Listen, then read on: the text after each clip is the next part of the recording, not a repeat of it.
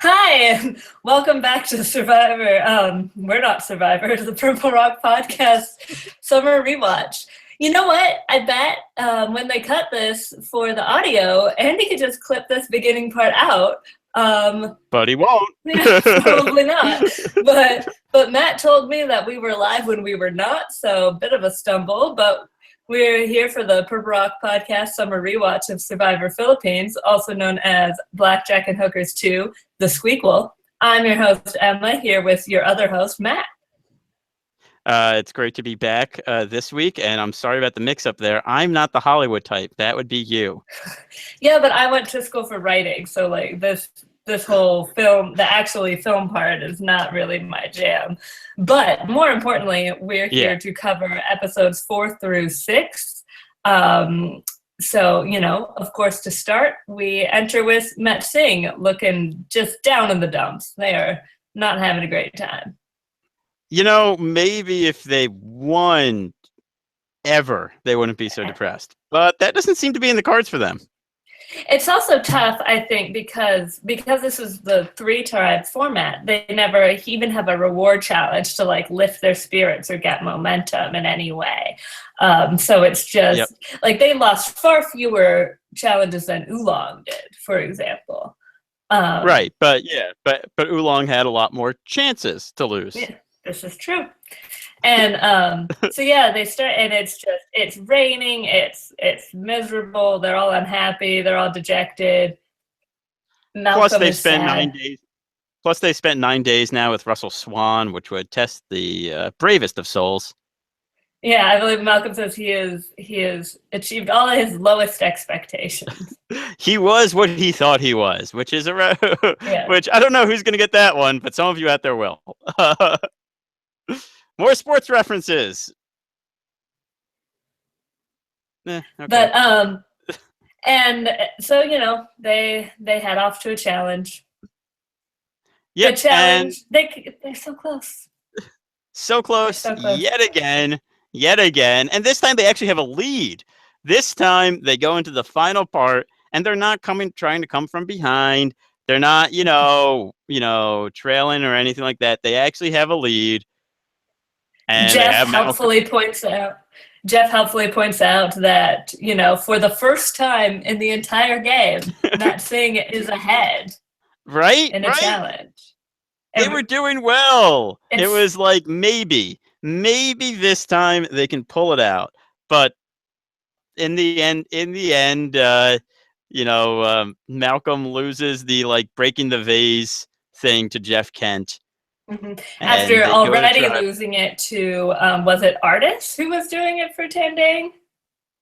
Yeah, Artis was like really good for Tandang. He got through those really quick. Yeah, great at aiming, I guess. What did he? You know, it seems like one of those like weird lawn games that Survivor likes to do for its challenges. I don't know. Some people, I guess, are just really good at those. But I think the best moment in the challenge during the actual challenge itself, because we will get to the immediate aftermath of the challenge. Right. But that final shot of, you know, when Jeff Kent is so brutal, because like it's like Jeff Kent throws his last one and Malcolm throws his last one, and they both miss the first way back, and then Jeff Kent comes back from the other side and crash. Yeah. Right, and it sent it kind of like wobbling, but you could tell it wasn't going to fall on the way past, and on the way back, it just smashed it. And then everything fell, including Russell Swan's hopes and dreams.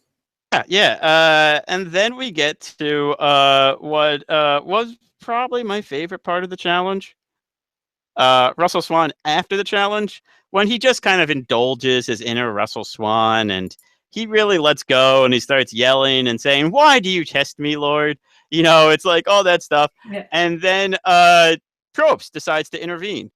And he asks Russell, I don't even remember what he asked Russell. And then Russell goes, what exactly did he say? But he's like, "Oh, well, Lord, I mean, Jeff." Yeah, I mean, that was it. He just was like, he got confused there for a second at which voice was talking to him. Yeah.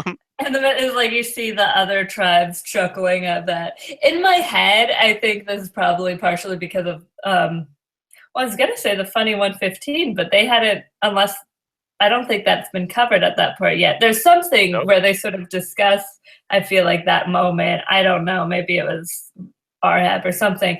But like in my head, it's much more dramatic. Like it was like he was still like sort of screaming. It's like, oh Lord, I mean Jeff.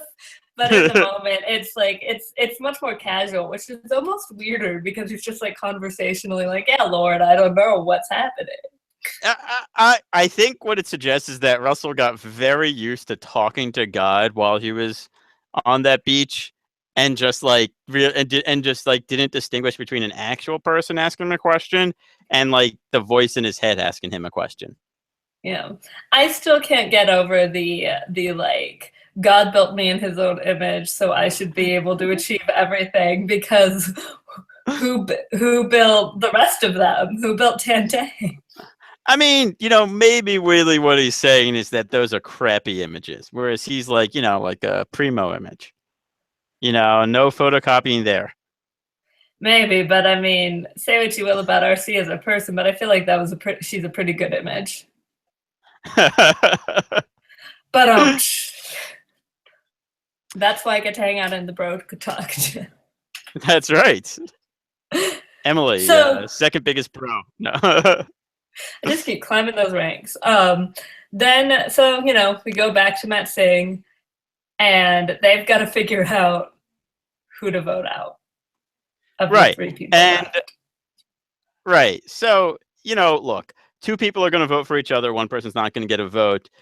I think it's pretty remarkable that Denise, who, as Malcolm jokes, is a short woman who he has a foot on, never. Right. Yeah. Vertically. Well, we assume that's what he meant. We don't know. Those are the words he said. That's true. But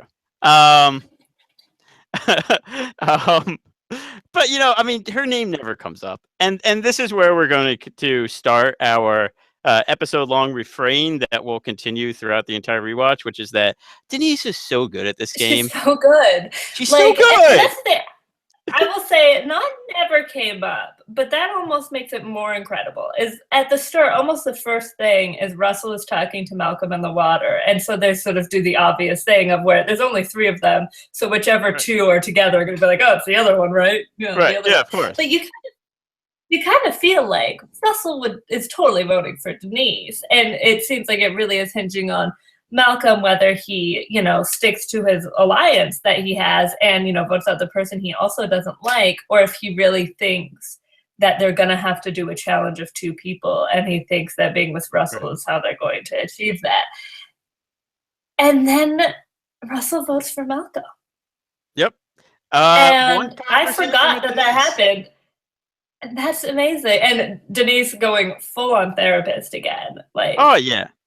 Somehow, they talk for 5 minutes, and I mean that we see on the show, and somehow she's got Russell confiding all these deep traumas from his childhood, and then she's like, "Yeah, Malcolm's a threat, and that's definitely something we're already worried about." So, yeah, no, I mean it's if we were watching this in real time, and I think if you go back to our AV Club comments, you probably start picking up on that there.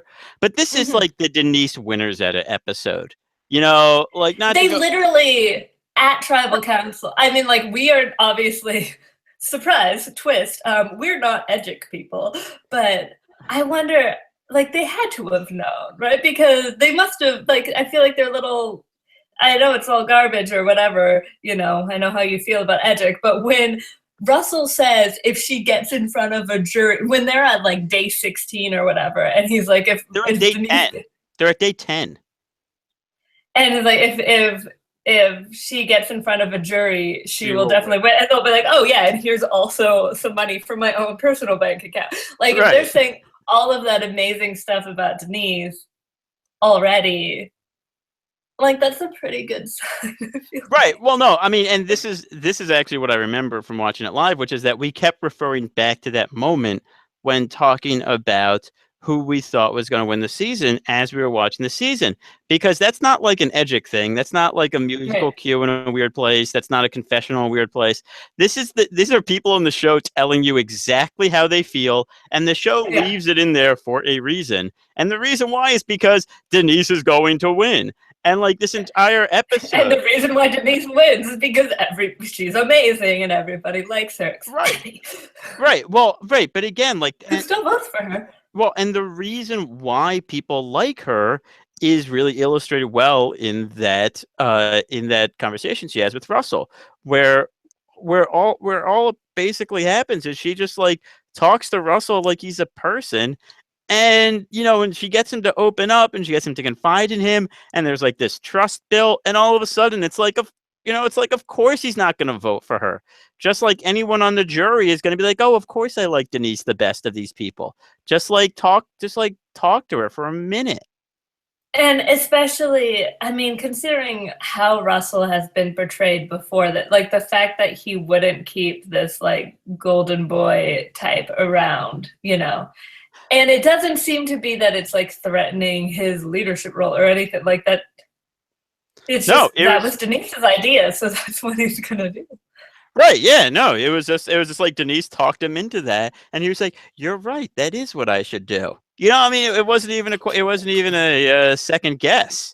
I don't think Malcolm did anything to drive it. Right, and poor Malcolm probably figured like because what he had seen before, and like Russell. Well, at least if something happens, if Russell's not like Russell, definitely will vote for Denise. So. Right.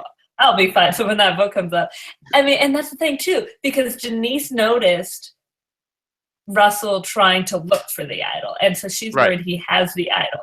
So it's not just about like, oh no, maybe Malcolm will turn on me, because I feel like she does trust Malcolm. They have real trust in each other. Yeah. And it's like, oh no, maybe Malcolm will turn on me, so I better make sure everyone votes for a different person, which would have been kind of amazing. Sidebar, because there's only 3 people. But she also makes sure that if Russell does play the idol, she's still there. Right, exactly. Right. I mean, it's kind of a Sandra move. It's like that little type of move where you pretty much know where everything's going, but you do just a little bit extra to make sure it's not going to blow back on you if anything unusual happens. Like think about the way that like Sandra in this past season just would get the secondary target off her, so that if there was an idol, it wasn't blowing back on her. Like, and that's kind of what Denise does. She makes sure that, she trusts Malcolm to vote with her, but if he doesn't, or if Russell plays an idol, that vote goes elsewhere. Yeah. Russell goes home. Yep. Thank God. I mean, it was it was overdue. I mean, what if he had the idol? Like, that would have been terrible. Because he'd still be there, Malcolm would be gone. We'd have no idea. I mean, they would conceivably still bring back Malcolm just because the whole Matt Singh situation. Right. But it's definitely less likely. Like, he'd probably be like a second chancer instead of a fan favorite or something. Yeah, that's probably true. Yeah, no, I mean, we really dodged a bullet with, Matt Singh gets decimated down to 2 people, and we managed to keep by far the 2 best people on that tribe. Yeah, the 2 best people on this season. Yeah, even. No, absolutely. It's incredible. Like, that's so lucky. They're both great. And Denise is just amazing. Oh, but we should also mention briefly how funny it is when Russell's looking for the idol. It's like, I'm sure it's just flashing in front of me. Yeah, right. And it was like just the camera kept focus on the box. Yeah. And I do like how then the next episode begins with Malcolm and Denise, searching for the idol together, and they're looking all around and they're reasoning it out, and they're like, the rice box, and then Malcolm's like, hey, give me that machete. Pop. Like, yes, that's it. Because they rightly assume like, well, he didn't play it, like clearly he doesn't have it. Right. Or if he did, they would have re-hit it in, so it's fine anyway. Well, I mean, come on now. If he had the idol and he didn't play it, he would just be the stupidest player alive. So dumb. Yeah, that would have been. I mean, we've seen some bad not playing idol situations. But when you're at 3, yeah, I feel like you gotta take that chance. I feel like you gotta. So they go and they, so Malcolm finds the idol. Then they're called to the challenge, and Matt Singh is no more. Yay! I love how Malcolm spits on the buff. That is a great moment. Like, and again, that kind of like illustrates why we like Malcolm. Like, he plays the camera like in a very specific way. Like, I mean, like, yeah, he did that like for the camera. He did it as kind of like a show, but it's funny. It's like he spits on the buff. That's great. Yeah. It's like, yeah, it was a terrible tribe. They hated being there. Right. It's fine. And they do kind of both end up going to the tribes that I think work best for them, even though, challenge-wise, it's still not even. But I think, in terms of both of their social games, I think they went to good spots. Yeah, I think that's probably true. I honestly think that Malcolm would have been fine on either tribe. I feel like Denise probably would have been okay too, just because they had so much turmoil. I do think that Denise might have had a bit more trouble on Tandang than she did on Calabao, just because of like the people that were in control on Tandang. Like, like one of the things we see Jeff Kent say in the I guess episode 4, he's like, oh, these kids, they can't have like a professional conversation, which okay, not like they do in the clubhouse. Right, yeah, okay. Before I finish my point there, what the hell does that even mean, Jeff Kent? Like, what the hell is a professional conversation? He misses his days talking to Rich Aurelia in the dugout, I guess. Barry Bonds could really carry off small talk like you wouldn't believe. Right, I'm sure. I would watch so many hours of Barry Bonds and Jeff Kent trying to have a civil conversation together. Yeah, it's like if you just restart it every time it descends, you just be like restarting it constantly. They have to be like, the weather, how's the weather? It's foggy, isn't it? It's like, stop talking about the goddamn fog. Damn it, we gotta start over again. Yeah. But anyway, my point with that was that Jeff was talking about how the kids can't have a civil conversation, and Jeff Kent is the one that's kind of like running the show on Calabao. Denise is the exact type of person he's talking about with those type of conversations. Denise is like the quintessential can hold a conversation with like anyone. Whereas if she goes to Tandang, suddenly she has to work her way in with like Pete and Abby and Artis, and that's a lot dicier in my opinion. I think Abby, I mean, we know that Abby gets under her skin. But I feel like Pete hates Scoopin and RC so much that right. And that would be how I think Denise would avoid it, which would be they would target Scoopin and RC first. I feel like she would probably, end up talking to Lisa. And I think it's not unreasonable that she'd get a lot, like, Artis is cranky, but he's still older, and maybe her therapy can calm him down. I don't think anything can calm that man down. That is the angriest man alive. Like, food, probably. Food. Yeah, like, Artis is like, just a little angry. Yeah, he's more than a little hangry. He's like very hangry. Yeah, he's very hangry. Yeah, that does kind of like lead us into talking about like Tandang and what they're like, which is that like what we saw in episode 4, the little bit we saw of them was Pete kind of explodes the Abby RC situation into the point of no return. He plants the clue. It falls out in the shelter, and that's it, for Abby and RC. Yeah, and as irrational as Abby can seem, like, this is a situation where, I think she overreacts to it probably, but in terms of being like RC being like, but I didn't do anything, like, it makes sense for Abby not to believe her because it was in her, right. But like, she has no reason to think that Pete would have done that or anything. But she also says, like, she's like, oh, but we buried it together, and so she betrayed me. I'm like, well, how'd Pete get it? Abby, how'd you? Yeah, I don't How'd know. that happen? Yeah, obviously Like, Eddie showed him where it was buried. exactly. And is that not too a betrayal? No. You see, it only counts as a betrayal if someone betrays Abby. Abby can't betray anyone else.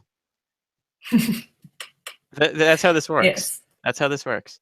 But yeah, no, I mean, and that kind of then leads to the Tandang reshuffling that really kind of culminates when Malcolm comes over, which is that once that explodes, RC's on the outs and Scoopin follows her on the outs, and we'll kind of talk about why in a bit. And then Lisa and Artis are then on the ins, and then when Malcolm comes over, Pete immediately falls in love. Oh, you're 24, me too, bro. Sick. Right, yeah, it's like, hey, did you know that me and Abby found the idol? Isn't that awesome, man? Like, don't you like me more now? I was like, yes, wow, that's great. That's great. I mean, Good like, job, buddy. And he said it within like 5 seconds. It was so. I mean, it was like he like meets the guy and he's like, "Oh man, you're awesome. Hey, you know I have an idol? Yeah, right." He's like, "That's fine. You're strong, so now I'm fine getting rid of Mike." He says as if he's ever going to lose a challenge, and right, like, this is great. Now I'm not worried about strength because clearly that was something we needed to be worried about. I mean, it's just like honestly, even if they didn't have strength, it's like at this point, they should think that Emerge is like not too far away. Like they were only going to be losing a couple people at that point. Yeah, it's probably true. And that actually brings me to something I had made note of. Isn't it kind of amazing that during this whole time and how much division there is, that Tandang never threw a challenge? You know, I kind of wonder if it just like never even occurred to them. Like, I mean, because if you think about like some of the people on Tandang, okay, like so who would be the one on Tandang to throw a challenge? Like Pete? Like I think Pete's the only person that would do that. And a lot of these challenges require like 2 people. Like at certain he'd have to convince the tribe somehow that like, you know what, Abby deserves to participate in the challenge. Right. Let's put Abby on the puzzle or like on like or the running. Like, yeah. Her issue that she like tore her ACL, but they just never said it on the show or something. That's what she says. Yeah. Like I mean she played. I mean, I'm just saying, like, you know, I don't trust a lot of what Abby says. I can't imagine why. You know, it's a fair point. I guess I'm just one of those naturally suspicious people. Suspicious of other people. Did you just? I'm not suspicious. Like, I'm right. Because I was like, I feel like you just like anti-Semitized yourself. Whoa!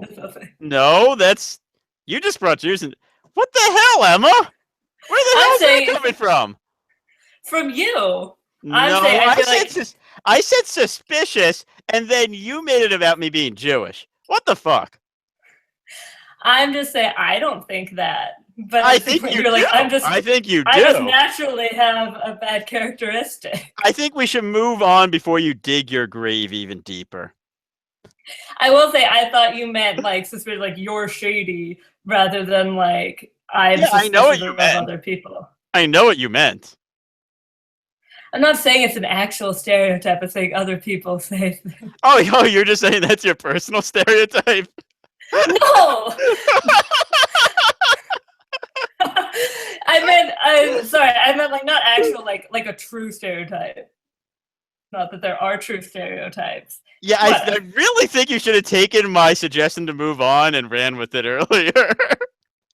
Okay, I'm sorry. I didn't mean anything. I was just trying, because there have been times where you did make a joke like about yourself, and Andy and I did not get it. And like we didn't even think of it in that way. So I thought you were doing something like that. Well, apology accepted on behalf of all Jewish people everywhere. Because you represent them all, right? Oh, yeah. That's how that works. Just like you represent all women, right? Exactly, yeah. Yeah, okay. So we're good then. Wow, that really went off the rails there. Let's get back on the topic of Survivor. Well, let's probably not talk about RC then. Okay, then let's talk about why everyone hates Scoopin'. It's not for the reason you think. Yeah, don't look up why you should now hate Scoopin'. Let's talk about why the people in season hated Scoopin'. So we get a couple examples. The main one seems to be he's eating them out of all their rice. Yeah, and I don't know. I think that's maybe also a problem that Tandang just wasn't losing, and on all tribes. Like, I wonder how much rice Mat Singh had. You know. Well, it kind of sounds like by that trade they didn't have that much because, right? Like So we have. rice. Oh, right. Sorry, you said Mat Singh. I was thinking Calabao. But yeah, like because we see that reward challenge where it never ends, and they make the deal rather than play it out. Which, I mean, that's a deal that everyone's unhappy with except for Mike Skupin and Jonathan Penner, and everyone else hates them for it. It really makes me wonder, like, what was the move there? What should have, like, if everyone on both sides is unhappy, was there anything they could have done? Yeah, I don't know, because the fact of the matter is, like, I don't think that first point ever would have ended. Now, maybe later points would have ended but that seemed like the type of challenge where you need to score kind of quick.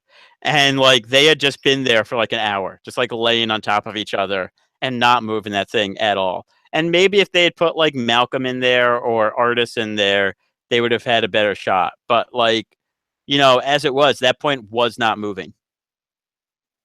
Yeah, I mean, it wasn't even like, oh, they get close and they were just stuck. They were just standing there. Yeah. Eventually. Right. Yeah. And so, I mean, like, I think the deal makes sense, but it feels like a loss for both sides because, for the Tandang side, they had never, it's like they hadn't, lost. Well, okay. So I guess they had come in second a few times, but they still like hadn't gone to tribal. They'd gotten some sort of reward. Right, they were this was the first only reward challenge too, right? Yeah, I think so. Or wait, or was there one when Denise and Malcolm first? Either way, I guess it doesn't matter. So you're right. There was one when Denise and Malcolm first swapped, and Tandang won that. Right. So I guess this is their first true loss. Right, quote unquote. And even then, it's like, yeah, like Abby's like, this is worse than it's giving up. It's like it's not really giving up because it was a negotiation. Right. They didn't forfeit really, like. Well, and it was so funny how like all the people that complained the most about it, like were asked, like, "Hey, do you want to do this?" And they're like, "Whatever, do what you want to do. Like, I don't care." And then like the second it actually is done, they're like, "How could they do that? This was the worst negotiation ever. If I was there, I wouldn't have done that." And you're like, "You were there, dude. What were you doing?"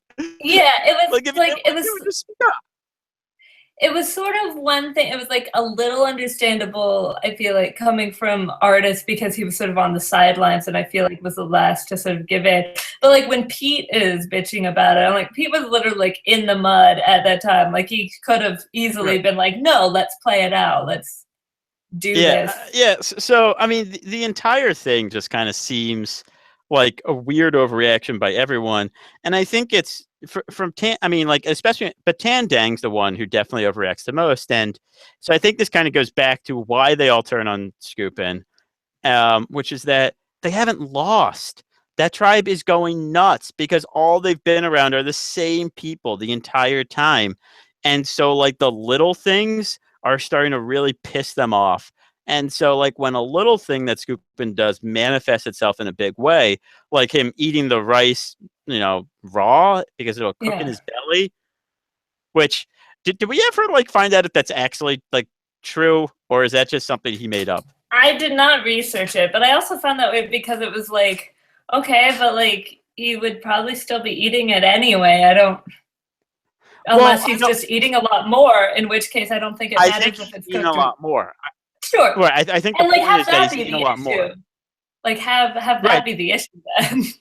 I don't know. Right. Well, I mean, the other thing is that like it's been raining so much that like you probably can't get away from them because you're all in the shelter. You have less fire than you usually have because it keeps going out because of the rain. Like, it's it's shitty conditions. And it's and that's just like everyone's getting really annoyed. And they have to take it out on someone. And I mean, Skupin's the guy because he's annoying. Yep. Yeah. They're not happy with him and they are never going to be able to get to deal with it. Nope, never. Because guess what? They don't lose either of these 2 episodes. Yeah, and even beyond that, but yeah. So it's like it seems, that now that Matt Singh's gone, that Calabao is just the problem tribe. And they go in before Denise goes, Jeff Kent kind of because Penner is someone he could actually hold a conversation with, decides like, oh, maybe he's not so bad. And like, instead of it being like all the newbies versus the returning players, all the newbies versus the one returning player, maybe we'll have a guy versus girls thing, even though it's a 3-3 split and none of them make any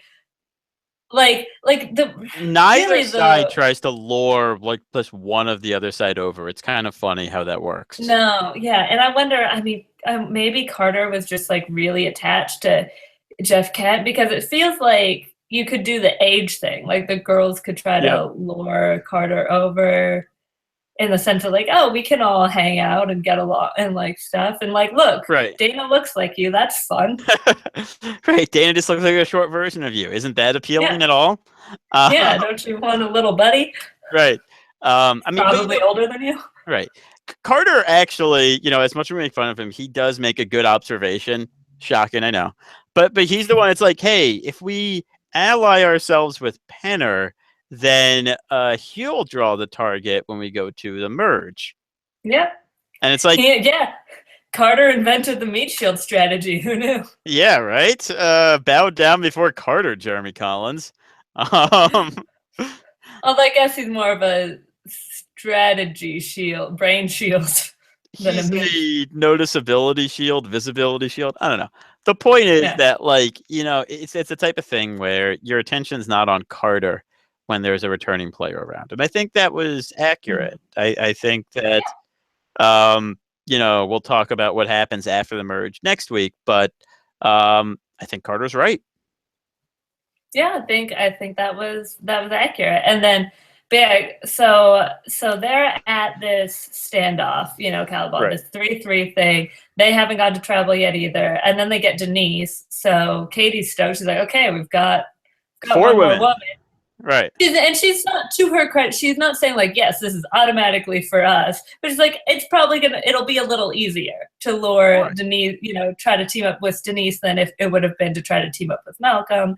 And who knows if they would have been able to, but then Dana gets sick. We don't get any indication one way or the other which way Denise was leaning before Dana gets sick. Mm-hmm. And it makes sense because they weren't having to vote yet or anything. There was no reason to lure her. But then Dana gets sick. I also imagine that probably there was a chance that it was still going to be Denise with its 7. That's true. They might have just done the easy get rid of thing. So I'm sorry that happened to you, Dana, but thank you. Correctamundo.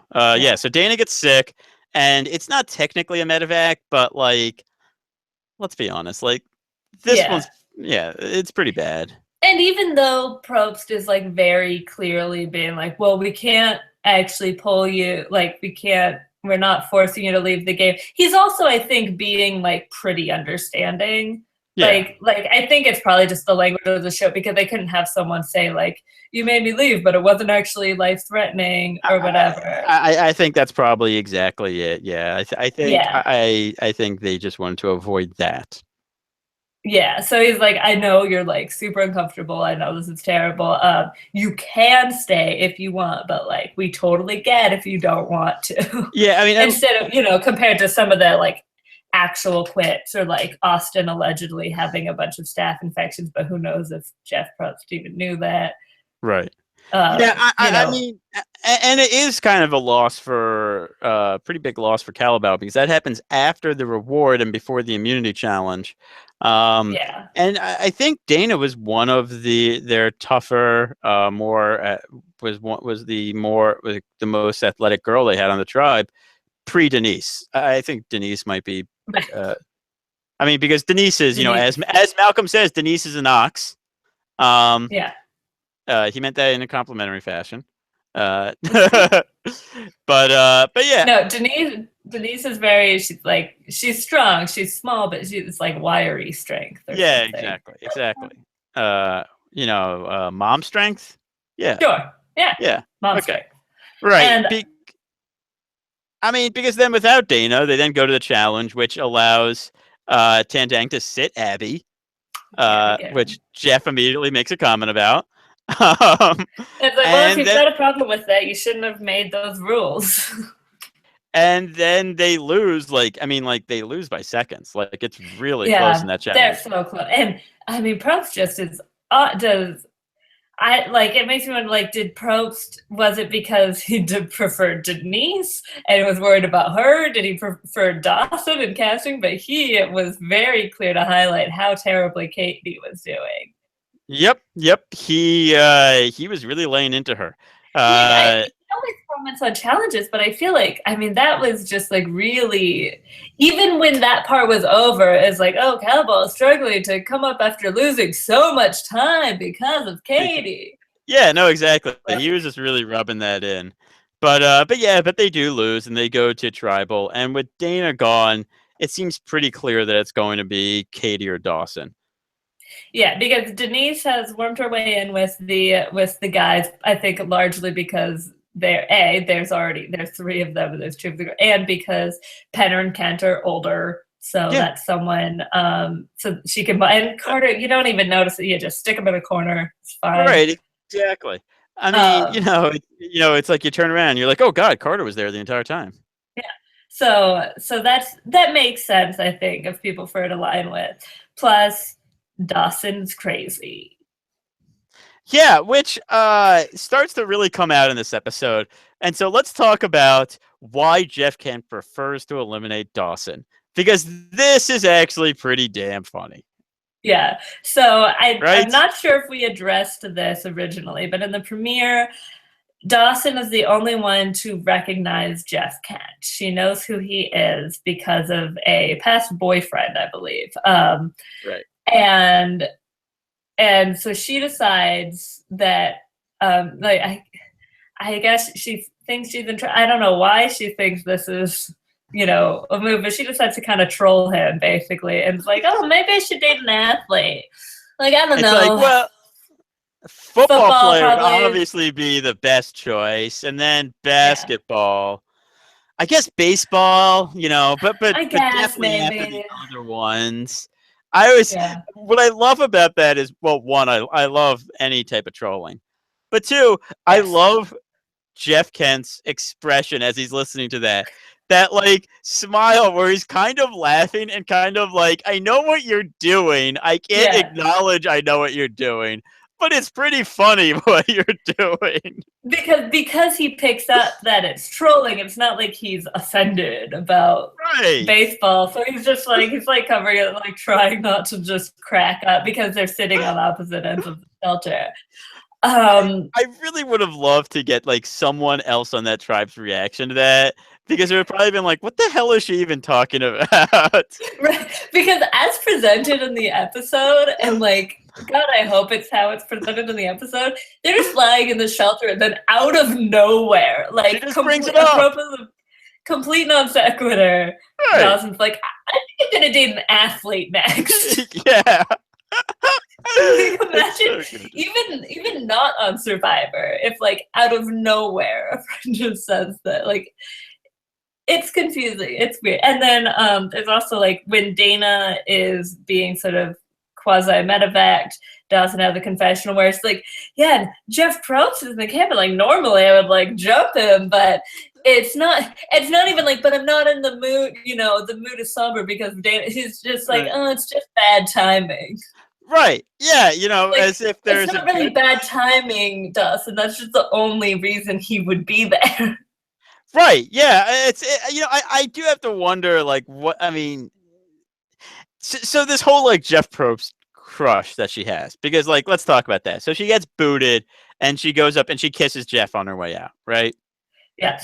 And, stares him down beforehand. Right. Well, the same stare she gave Jeff Kent when when she knew that he was a baseball player and he was making up some other profession.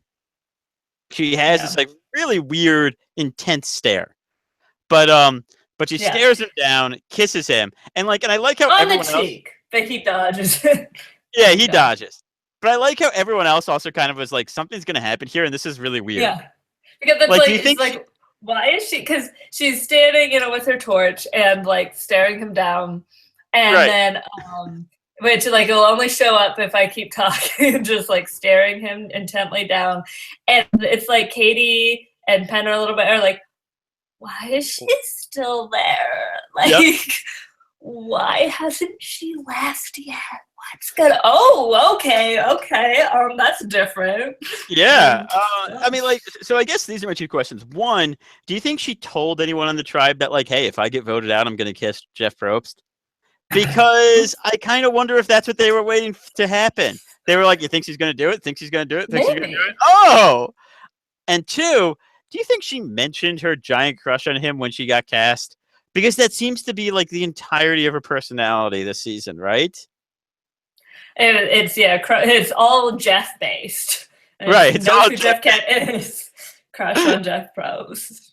It's a good point. It's all Jeff based for her. The first thing about the tribe knowing, maybe honestly, that never occurred to me. That's a really interesting point. I never thought about that. I think it's definitely possible she told other people in casting that she had a crush on Probst and that Probst knew. I don't know. We don't know enough about Dawson's personality to know if she was bold enough to say that. I'm going to go with yes based on the fact that she tries to kiss him on the way out. I would agree. I mean, but maybe everyone was kind of like, oh, haha, that's funny. It's you have a good sense of humor. Whereas she's like, no, I'm deadly serious.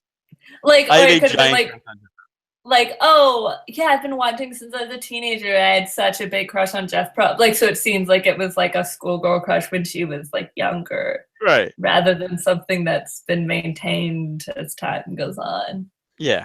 Forever. Yeah, no, I mean, it's just a really weird kind of funny incident in the in the episode. It's so good. But, no, it's good. It's good.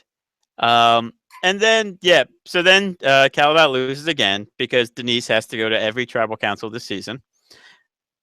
And it's not she is the new person on a tribe and barely comes up as an option to vote out.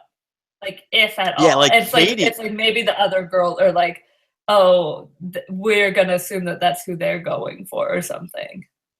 I think Katie votes for her, and that's the first vote she gets in the game so far. Yeah, and then by the next tribal council, she manages. It ends up being between Katie and Penner, and well, but I don't think Katie votes for Penner, does she? Oh no, she does vote for Penner. Katie votes for Penner. You're right, she does. And it was and Denise is meant as the decoy to the decoy, that's she, what it is. She was only the decoy. She's vote the deep decoy. In the mind of the other decoy vote. Penner thinks the decoy vote is Denise because the real decoy vote is Penner, who they're deciding between. Yeah, but nobody votes for her. No, yeah, but no. Dawson's the one who votes for Denise at the previous tribal council, but that's the only. I mean, and that's the first time Denise had gotten a vote up to this point. And again, it was an entire decoy vote. Katie's not even with Dawson at this point. Yeah, and then sorry, and then should we just talk about the Katie vote? Sure. Yeah. So I mean, again, that it seems that the decision now is no longer Denise. It's a question of for Jeff Kent and Carter whether they turn on Penner or whether they vote out Katie. It's whether they value more the if they trust Penner more than they think that Katie's bad at challenge, or trust him less than they think Katie's bad at challenges. Right, because they don't know that a merge is coming up and that this is the last vote before the merge. They don't know that. And I think I think they do actually have some points about voting Penner out, because I think if they had kept Katie, she probably would be more loyal to them. The problem was that they were down numbers anyway. Yeah. So like, you know, and Penner had an idol. Mm-hmm. Penner had an idol, and he would draw attention away from them. And, you know, like that could really have played out well for them if they wanted to use it. Which, you know, we'll talk about what they do next week. But like there are pretty good reasons to keep Penner. And as much as you don't trust him, you also probably are not thinking, oh, well, he's going to go to the other side. Right. It's like he's probably going to stick with you. And in a way, when you're down numbers, it's almost somehow better to like you should be strong, but like it's like, oh, if someone is sort of shifty, you can almost use that to then try to work with other people, like break apart the other lines. You already know Denise knows Malcolm, like, you know, maybe she could pull him over and various stuff like that. Like when a tribe has never gone to tribal council, someone's going to be on the outs. Right. Which, you know, I mean, yeah, I mean, and that's the thing. I mean, and it's obvious watching these episodes that Tandang is, you know, a pot ready to explode. Just, you know, I mean, they're all over the place. Like they're getting very close to the point where they just hate each other. Well, no, they do hate some of each other. Yes. But yeah, no, I mean, like there are, you know, real divisions to work with. And, you know, yeah, I mean, so they could I kind of feel like they could have used either one of them in that spot. But you know, it kind of makes sense not to take the chance that they would vote out Penner and he'd play his idol. Right. And yeah, and then sorry, I'm totally lost my train of thought. Is it already time for a Carter moment of the week?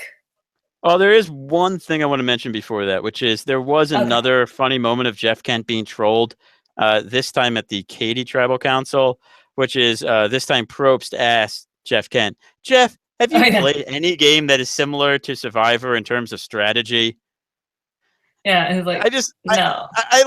I do love how, like, you know, like Probst like picks up the Dawson trolling torch right there and just decides to keep going with it. You know. Yeah, although it's weird because like, in what way? Right. Because it's like, you know, you could see how like Probst is like, well, baseball's not strategic, which baseball's pretty damn strategic, bro. But yeah, but I would definitely say they're very different in that, you know, like I still think it's a weird thing because it's like, yeah, baseball is not strategic in the way Survivor is strategic. Right. Yeah. No, it's definitely different. You know, it's the type of thing it's the type of question you'd almost ask at like a reunion where like he has like someone famous on and it's like, oh, and like it wasn't Survivor the hardest thing you've ever done, and then that person would be like, you're damn right it was, Jeff, and I've done all these other things, you know? But like he asked it in game, which made it weird. Where he's not going to say it anyway, and it's just right. You know, and it's just kind of funny because you see Jeff Kent having to yet again bite his tongue about who he is, which I love.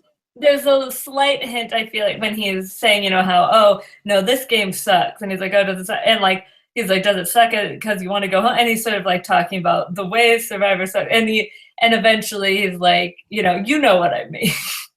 Yeah, right, exactly. It's like you can't even, because Probst was giving him a hard time. Comparing it to baseball. Right, yeah, no, because Probst is giving him a hard time, and Jeff Kent can't be like, look, I want to compare it to my career as a Major League Baseball player, and I can't, so you know what I mean, okay? Okay. Yeah. Like, it's, you know, I mean, yeah, I think one of my favorite things about Jeff Kent this season is how, like, him keeping the secret, like, his entire kind of, like, laughter at himself about him keeping his own secret. Because because he knows it's ridiculous. He knows it's kind of silly. But yet he has to, you know, like, but all the moments when it could come up and he has to bite his tongue, he's kind of laughing to himself. And I think that's what kind of makes him, like, kind of fun to watch in these moments. Like, it's not like someone who just, like, flatly denies or makes up a lie. He just is, like, he's just biting his tongue. Yeah, because he's sort of, like, nobody, you know, says anything directly to him. So it's almost like the Lisa Whelchel thing where he just kind of says what he's doing now instead of, like, what he was doing, you know, right 10 years ago, or really less at that point. It hadn't no, even it was been that long. like 5 years ago. It was Yeah. like probably like right after he had retired. Yeah, which is pretty crazy. Then also, though, on that same note, speaking of, and Dawson trolling him, that's definitely the wrong game move, right? Oh yeah, like Yeah. because it doesn't give her any power over him. If she Yeah. confronts him and is like, "Hey, if you vote me out, I'm going to tell everyone that you're a baseball player," then maybe he doesn't vote her out. Right, or like, hey, I know that like we should work together and I can help keep your secret. But like what she does instead by like trolling him, like I feel like that's only good if you definitely know you're going home, because at least you're having some fun there. Right, exactly. But again, like why not? Genuinely blindsided, and so I feel like she thought it was like a good thing. She's like, oh, it's like a mouse who doesn't even know it's in my trap. It's like, no, you trolling him made him realize that you knew that he was a baseball player, which made him think, well, I better get rid of her before she tells anyone. Right, exactly. And you didn't, like if you, maybe if you threaten him with like revealing it, if, like if he votes her out, then maybe he votes Katie first. Yeah, because there were people making, like, Penner was arguing to vote Katie. Like, there was other people were arguing to vote Katie. That was definitely in the cards. That was an option.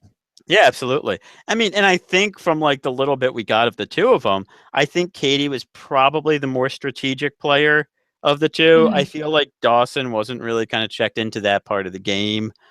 Whereas I feel like Katie was kind of like observing dynamics and like what was happening. Yeah, Katie, as much as she was sort of a non-entity in this season and, apparently did horrendously at least one challenge, like I feel like she actually could have had a little potential had the, say Dana not gotten sick or whatever, things had just shook out a different way. Yeah, I kind of feel like her and Dana were probably like the power couple of those girls. Because Dana, she even says, I think when Dana goes home, she's like, "Oh, my best girl went." Yeah, no, I think that's it, and I think they just kind of pulled in Dawson as a third because the three guys were so obviously aligned. So yeah. Yeah. But yeah, so is this time for the Carter moment of the week?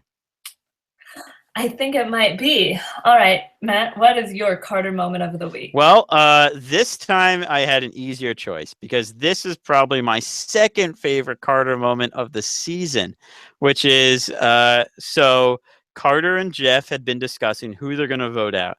Are they going to vote out Katie or are they going to vote out Penner? And, they're still discussing this. They haven't made up their mind. But Carter knows one thing, which is that if Penner comes up and asks him who you're going to vote out, you have to put forward a name that, like two names that is not him, Katie or Denise. So Penner comes up and he's like, hey, you're discussing who to vote out? And Carter's like, yeah.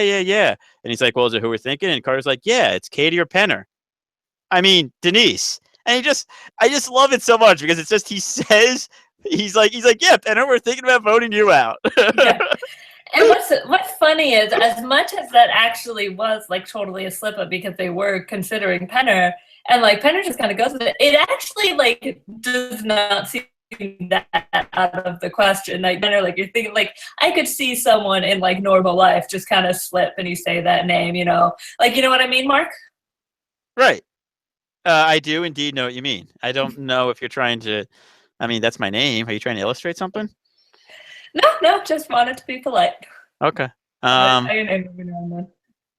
what was your favorite? What was your Carter moment of the week? All right. Well, I had a feeling you were going to pick that one, so I really had my eye out for some. And this is just a little nugget. I'm not sure everyone would have noticed, but I thought was quite delightful. And I can't remember exactly when it happened. I think it's after the whole challenge negotiation fiasco or whatever that Carter's so been out of shape about. But, and there's several good moments there, but there's one part where he has a confessional. Believe it or not, Carter has a confessional. It's true. And, he talks about what the Yellow Tribe is doing. And that just I think shows, what a great confessionalist Carter is. Like, just throwing that shade at the other tribe. He's not going to remember their names. Yeah, it's not like he's been out there 14 days and he should know the name of the tribe by now. Exactly. Yellow, whatever. I don't care about them. I don't care about me. I'm Carter. That's right. Good old arrogant, egotistical Carter. Exactly. But I just love it because it's something like the fans do, will sort of be like, like in the beginning, like, don't worry about the name. But yeah, they're out there for it's been days. They're not really having to learn anything else. Yeah. Focus. They see the flag more often.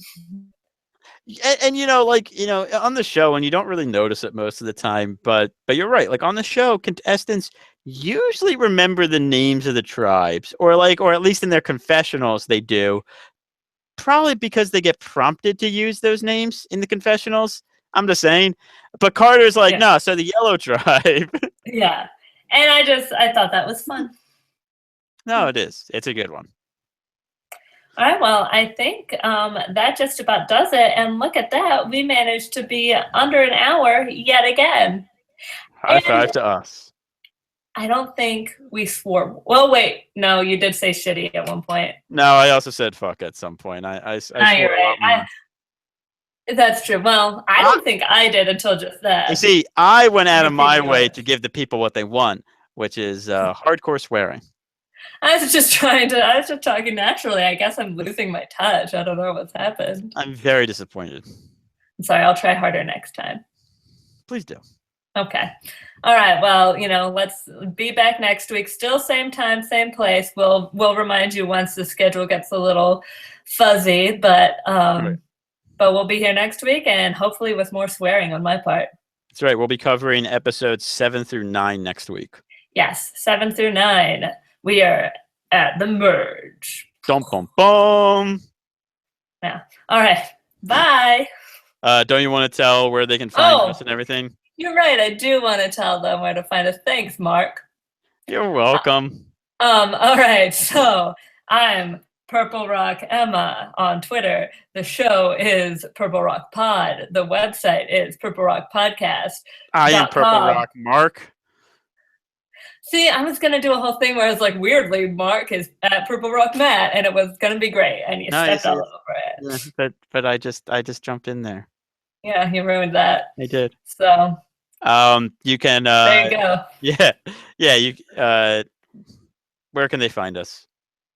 We said that. We just said that. No, I mean whatever your podcast finder thing is. This will be up there tomorrow. iTunes. Yeah, you probably subscribe already. Right. iTunes, yeah. I think Stitcher is one, right? Yeah.